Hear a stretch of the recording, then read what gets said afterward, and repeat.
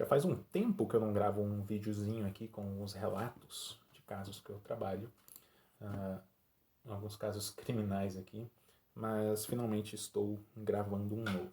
Sim, está frio como descobriu, canalha. Hoje é 15 de junho de 2023. Lá na PJ, caiu um processo novo, adivinha de que crime? Estupro de vulnerável. São sempre esses que eu trago, os mais graves, os que mais mexem com, não só comigo, como com toda a equipe lá, né? Que são casos muito delicados de se trabalhar, assim. E esse caso em específico é um dos que a gente pode chamar assim de casos graves, né?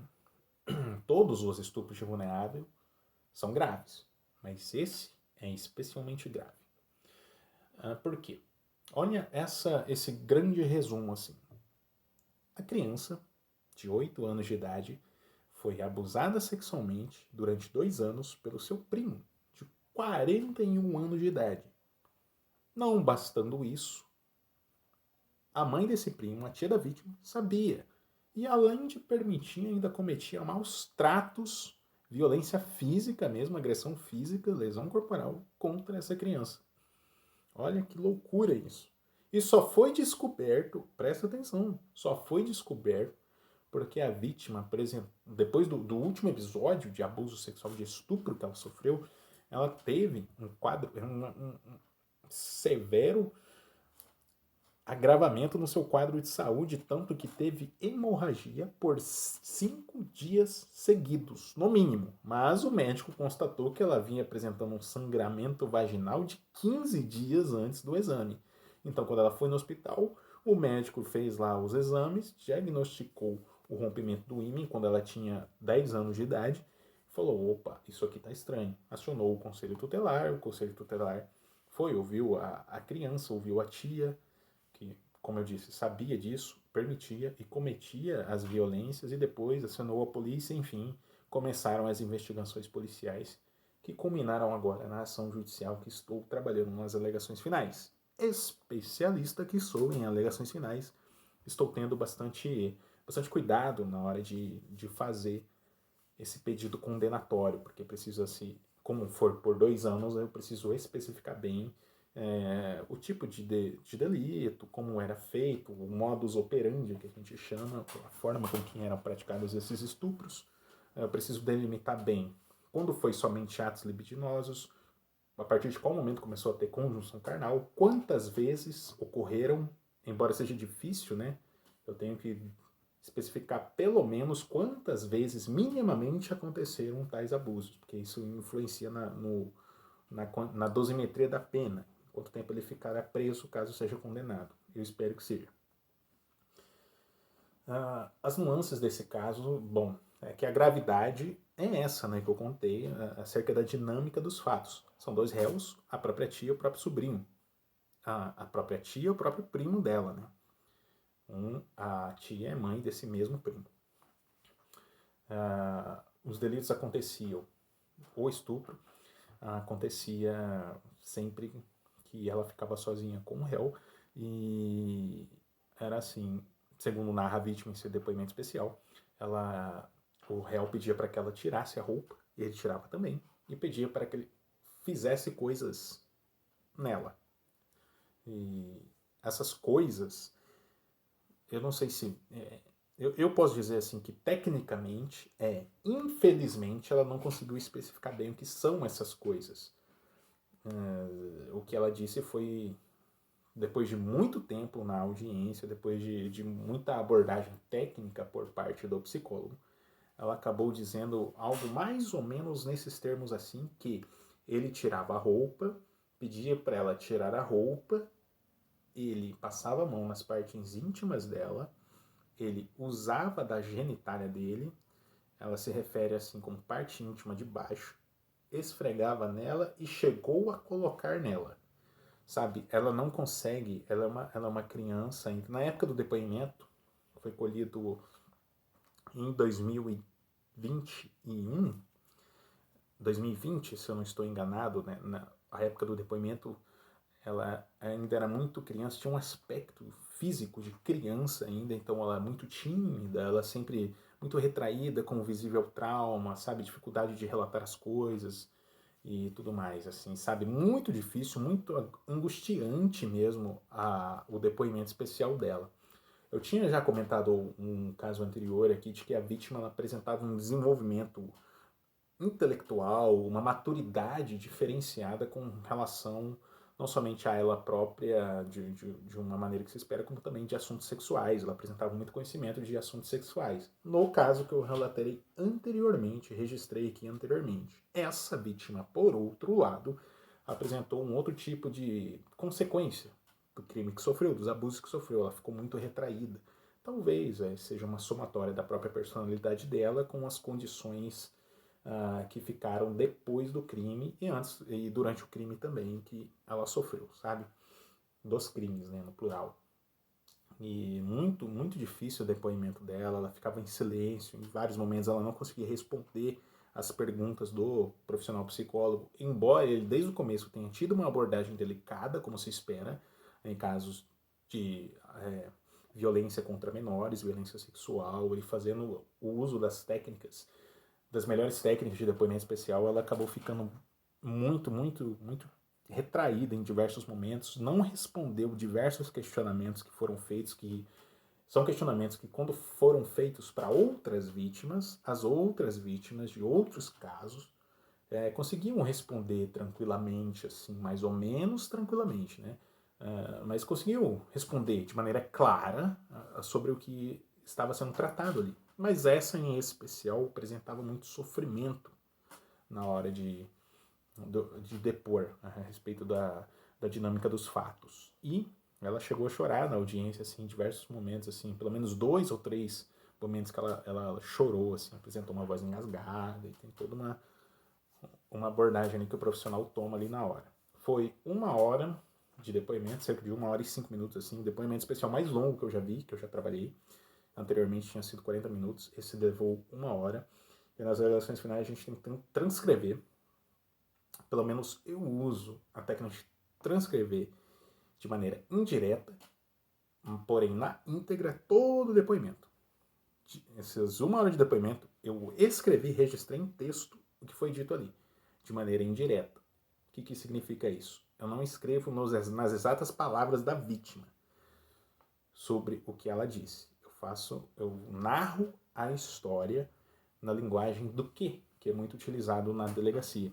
Mas isso eu vou falar em um outro vídeo sobre alguns aspectos, curiosidades de casos criminais, assim que a gente trabalha. Mas enfim, eu levei um dia. Ó, presta atenção, o depoimento teve 1 hora. Eu levei um dia não, um período inteiro de trabalho, de 4 horas, 5 horas mais ou menos, para transcrever todo o depoimento dela. Dessa forma, de maneira indireta, para contar a história de uma maneira técnica, usando uma linguagem técnica que facilite a acusação, destacando os pontos em que houve mesmo um crime, o modus operandi, e, e, e todas as dinâmicas dos fatos, porque foram 2, né? Que nem eu disse, foi o estupro de vulnerável e a omissão / maus tratos da própria tia. Muito complicado, cara. Eu dei uma risadinha agora porque eu lembrei da atuação do advogado, o advogado do caso batendo bastante num laudo médico, lá bem do começo, dos primeiros atendimentos dela, que a vítima ela acaba muitas vezes apontando outros delitos, assim, outros autores do delito, na verdade.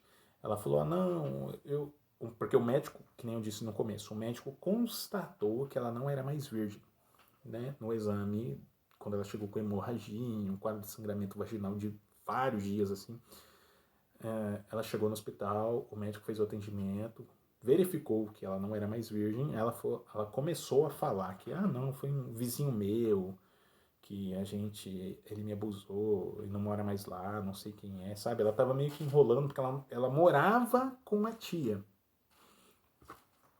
que cometia maus tratos, batia nela, então ela tinha medo de contar a verdade naquele momento. E o advogado ficou batendo em cima disso todo momento para levantar a dúvida acerca da autoria e materialidade do delito, né, pelos réus.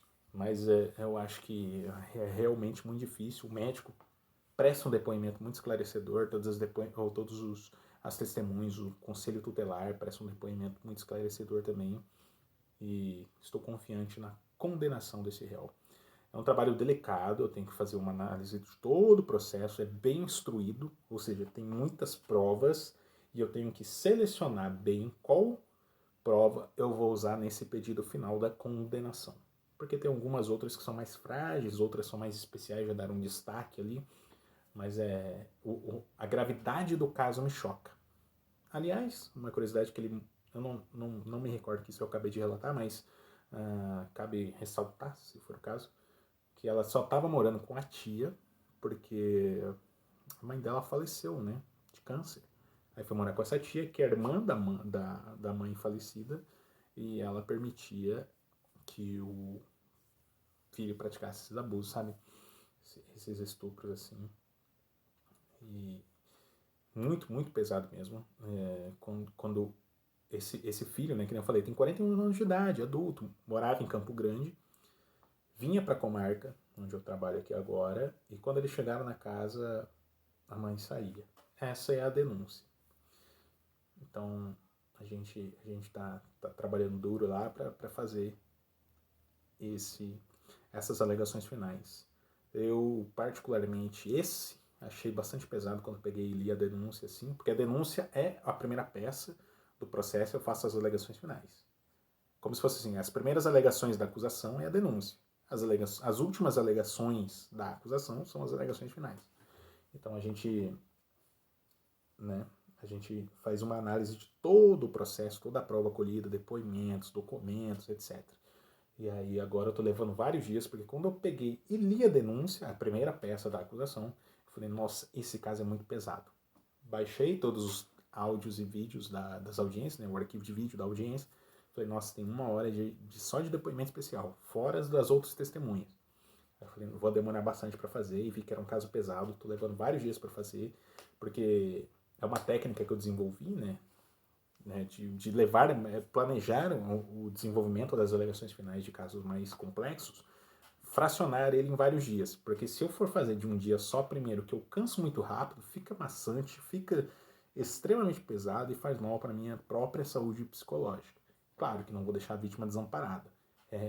Pelo contrário, para prestar o melhor serviço em nome do Ministério Público, atuando pelo Ministério Público, para garantir a melhor prestação jurisdicional de proteção a essa criança. Amanhã estarei finalizando essas alegações finais já. Terminei de transcrever todos os depoimentos e agora eu vou fazer só a parte jurídica da situação, né? Fazer todo o fundamento jurídico do pedido da condenação. Espero obter sucesso. Creio que sim.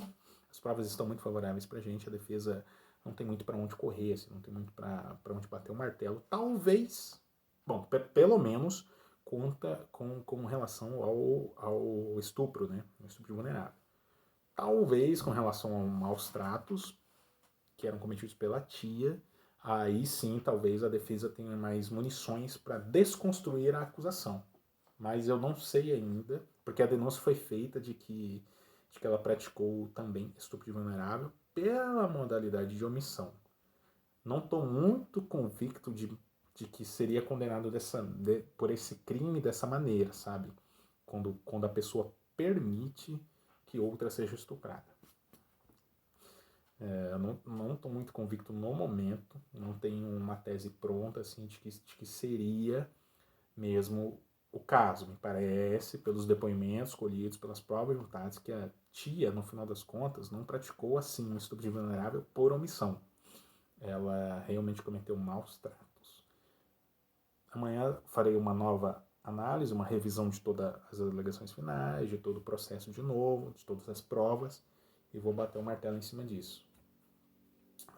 E claro, tudo vai passar pelo crivo da promotora de justiça, que fará a análise dessa peça, afinal é ela que assina, mas e também agrega, acrescenta, sempre acrescenta, chefa, né? Lógico, dotada de notório saber jurídico, mas realmente, assim, acho que difícil da tia ser condenada pelo mesmo crime do filho dela, né? Do estupro de vulnerável.